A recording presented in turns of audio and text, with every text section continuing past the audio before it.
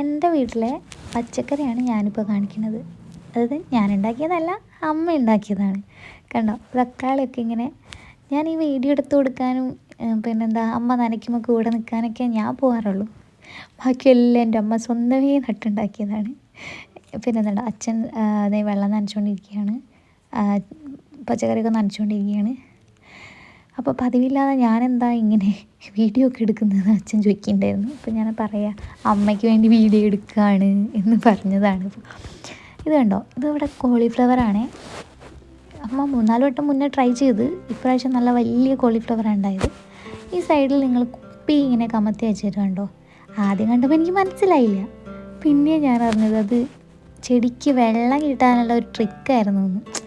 എപ്പോഴും എവിടെയെങ്കിലുമൊക്കെ പോവുകയാണെങ്കിൽ നമ്മൾ ആ കുപ്പിയിൽ വെള്ളമാക്കിയിട്ട് അങ്ങനെ വെച്ചാൽ ചെടി വാടത്തില്ല. മീൻസ് ഉറ്റി ഉറ്റി അതിൽ വെള്ളം എപ്പോഴും അതിന് കിട്ടിക്കൊണ്ടേയിരിക്കും. ഇത് വെണ്ടയാണ്. വെണ്ടയ്ക്ക ഒരുപാട് ഉണ്ടാവുന്നേ ഉള്ളൂ. പിന്നെ വെണ്ടയുണ്ട്, പാവയ്ക്കുണ്ട്, വെള്ളരിയുണ്ട്, കോളിഫ്ലവർ ഉണ്ട്, തക്കാളി ഉണ്ട്, പയറുണ്ട്, കാച്ചിൽ, ചേമ, ഇഞ്ചി, മഞ്ഞൾ, എല്ലാ ഐറ്റവും എൻ്റെ അമ്മ നടും കേട്ടോ. എന്തൊക്കെയുണ്ട് നമ്മുടെ നാട്ടിൽ വളരുന്ന അതൊക്കെ എൻ്റെ അമ്മ ട്രൈ ചെയ്യും കേട്ടോ. വഴുതന, 3-4 കളർ വഴുതനയുണ്ട്, പച്ചമുളക്, അങ്ങനെ ഒരുപാട് ഐറ്റം.